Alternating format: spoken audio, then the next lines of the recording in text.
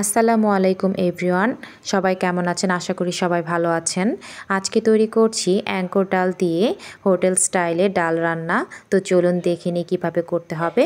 এখানে আমি 250 গ্রাম পরিমাণ অ্যাঙ্কর ডাল নিয়ে সারা রাত ভিজিয়ে নিয়েছিলাম। এগুলো এখন ভালো করে ধুয়ে পরিষ্কার করে পানি ঝরিয়ে নিচ্ছি। এগুলো আমি সারা রাত ধরে ভিজিয়ে রেখেছিলাম, যেহেতু এগুলো সেদ্ধ হতে অনেক বেশি সময় লাগে।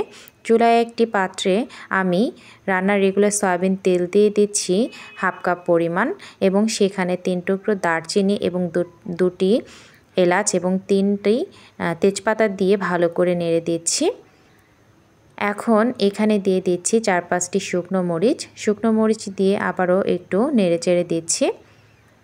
একটু ভেজে নেওয়ার পর এখানে দিয়ে দিচ্ছি 2 টেবিল চামচ পরিমাণ পেঁয়াজ কুচি দিয়ে আবারও একটু নেড়ে চেড়ে দিচ্ছি। যখন একটু সফট হয়ে আসবে তখন এর মধ্যে দিয়ে দিচ্ছি 1 চা চামচ পরিমাণ আদা বাটা এবং 1 চা চামচ পরিমাণ রসুন বাটা।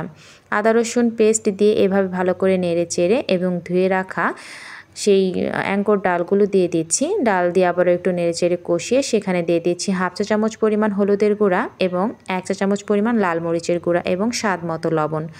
এগুলো দিয়ে মশলাগুলো দিয়ে ভালো করে কষিয়ে সেখানে পরিমাণ মতো পানি দিয়ে দিচ্ছি পুরোটা রান্না হওয়ার জন্য।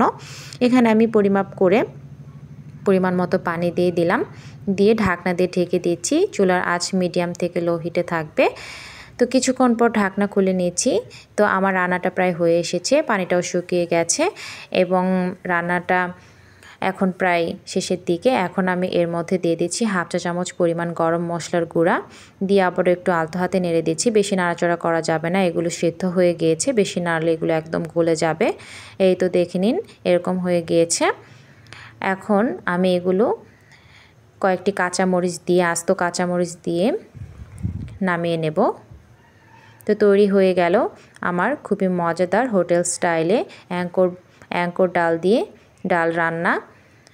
তো আপনারা এভাবে বাসায় ট্রাই করতে পারেন। এটি রুটি, পরোটা, ভাত যে কোনো কিছুর সাথে অনেক বেশি খেতে ভালো লাগে। আজকে এ পর্যন্ত, সবাই ভালো থাকুন। আল্লাহ হাফেজ।